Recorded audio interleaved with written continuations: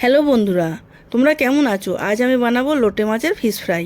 প্রথমে লোটে মাছগুলোকে মাঝখান দিয়ে ভাগ করে নিয়ে আমি কাঁটাগুলোকে আস্তে আস্তে বের করে নেব।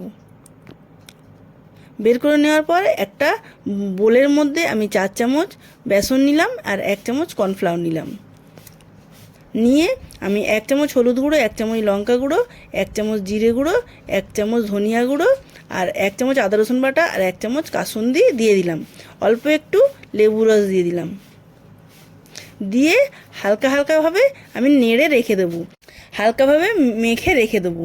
দিয়ে আমি মাছগুলোকে একটা একটা করে এগুলো মশলাটা মাখিয়ে নিলাম, কারণ মাছটা নরম বলে। ওই মশলার মধ্যেই আমি বেসন নিলাম 2 চামচ, লঙ্কা হলুদ জিরে ধনে পরিমাণ মতো লবণ আর 1 চামচ আদা রসুন বাটা দিয়ে ভালো করে মিশিয়ে নেব। নেওয়ার পরে অল্প অল্প জল দিয়ে আমি ব্যাটারটাকে গুলে নেব। গুলে নেওয়ার পরে মাছগুলোকে একটা একটা করে আমি ব্যাটারের মধ্যে মাখিয়ে কুড়কুড়ে 4 প্যাকেট আমি গুঁড়ো করে রেখেছিলাম, তার মধ্যে আমি ভালো করে কোটিং করে নিলাম। কোটিং করে নিয়ে কড়াইয়ের মধ্যে তেল গরম করে রেখেছিলাম।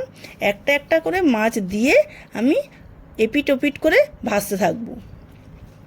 এপিট ওপিট ভাজা হয়ে গেলে আমি লাল লাল করে ভেজে একটা পাত্রের মধ্যে আমি মাছগুলোকে একটা একটা করে তুলে নিলাম ভেজে। একটা সার্ভিং প্লেটে আমি মাছগুলোকে আমি তুলে নিয়ে এলাম আর কাসুন্দি আর টমেটো সস দিয়ে আমি সার্ভ করব।